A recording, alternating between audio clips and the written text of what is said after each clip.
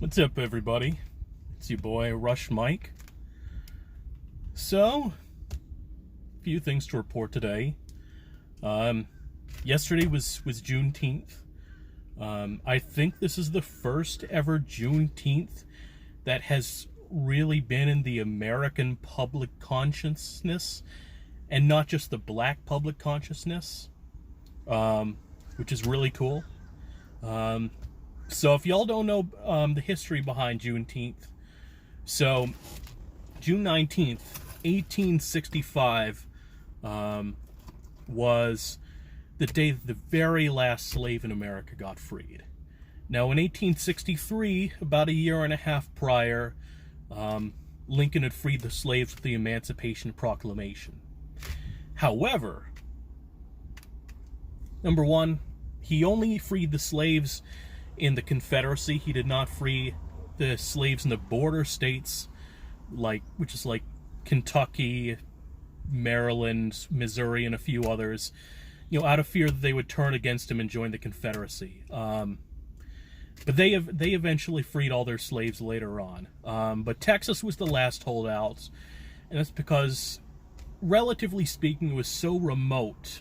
It was the furthest away part of the Confederacy, and it had the smallest presence of Union soldiers there. So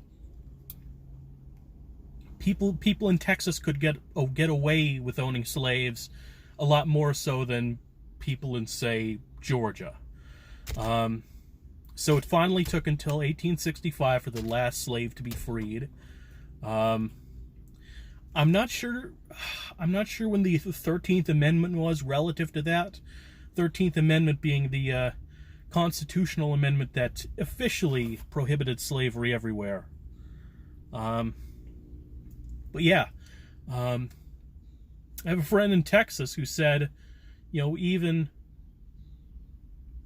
as recently as a few years ago, that the holiday was virtually unknown outside of Texas. It was considered a Texas holiday more than anything. But now it's considered a national holiday. It's there are a lot of businesses and organizations that are officially recognizing Juneteenth, giving their employees a day off on that day. There's even talk of it being a federal holiday, which I absolutely support. Because, there's Martin Luther King Day. Martin Luther King Day celebrates the civil rights movement. But I think, the two most critical points in black history are the end of slavery and the end of segregation. Now, you could say Martin Luther King Day celebrates the end of segregation, but you need that holiday to celebrate the end of slavery. And Juneteenth definitely fits the bill. So I celebrated by going to my favorite black-owned restaurant in town. Got some pork chops, collard greens, sweet potatoes, cornbread. Good stuff. Oh, such good pork chops. Like, I want to make pork chops for myself sometime soon. I'm sure I won't season it as well as they do because I'm white. But damn, I love pork chops. So what else? I'm thinking of auditioning for a play in town. Really the first time any of the local theaters have done anything since the whole coronavirus shutdown.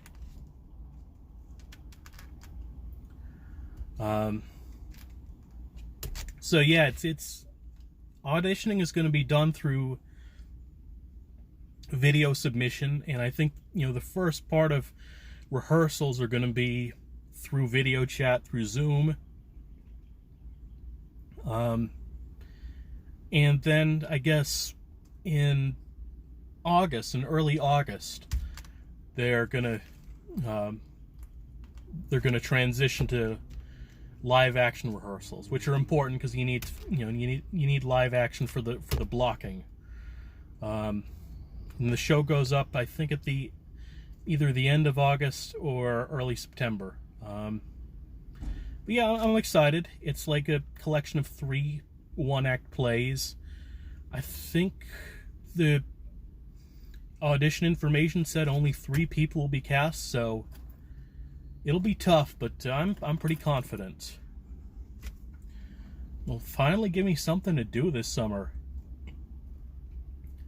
I've been throwing around, going on a vacation, but I mean, it seems like the second wave of coronavirus is upon us, so my options are kind of limited. Apparently, Florida is experiencing a huge spike in cases, which, no surprise there, since Ron DeSantis, didn't take it seriously at all. And now, all the Major League Baseball teams that have their spring training in Florida, baseball players are getting infected left and right, so Major League Baseball had to step in and say, okay, shut it all down, all spring training is closed, which puts the impending season in even further jeopardy. At this point, I think the odds are against us having an actual baseball season this year. So, yeah, basketball, soccer, hockey. NWSL Challenge Cup should be starting in about a week. It's going to be all in Utah. I don't know much about Utah, but I guess it's pretty remote, so I could see how the virus isn't spreading too much around Utah. And then a couple weeks later, July 8th, I think, MLS is going to come back.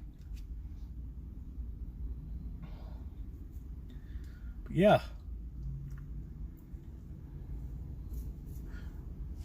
So interesting story I just heard on the news about Trump. I guess there was this video of Trump walking down a ramp, and he was kind of losing control, and people were thinking, if it might be dementia or something.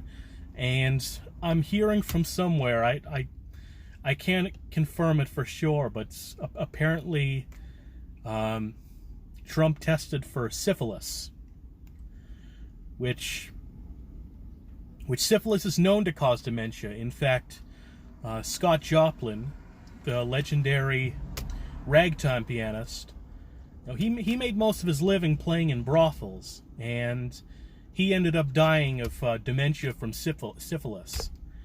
But if it is indeed true that Trump got syphilis, damn, I mean, I'm not surprised, because he's so shitty. He's such a douchebag. I could totally see him sleeping with random ass women, even though he's married and he's in office. He's president of the United States. I could totally see that. Much more so than I could see Kennedy doing that.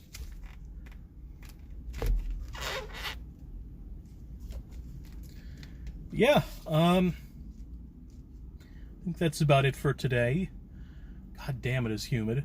I'm gonna go get some lunch, get a sandwich, and I'll see y'all the next time.